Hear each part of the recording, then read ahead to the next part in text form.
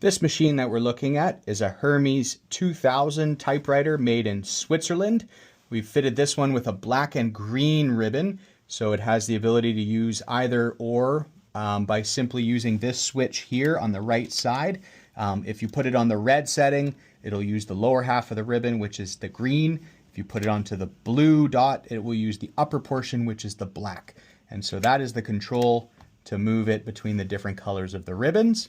You can move the carriage along, and there is a silver trigger button here that allows you to move the carriage back and forth to find the sweet spot to do your typing. When you're all done for the day and you want to put it away, make sure that the carriage is aligned straight, and then it's time to put it in its case. If you need to access the ribbon at any time, the lid can simply be lifted off, and you can see the ribbon spools there, and they can be manipulated.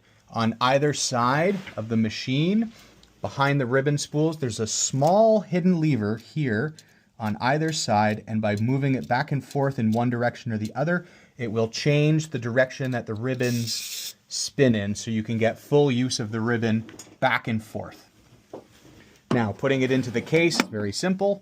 Simply open the latches, make sure that these prongs are outside of the circles, and then we're going to rest the machine back first into these 4 spots.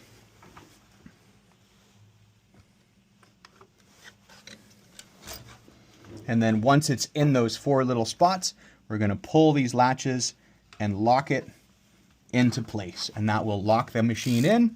We're going to make sure it's all nice and straight, and then the lid will get closed over top of the machine.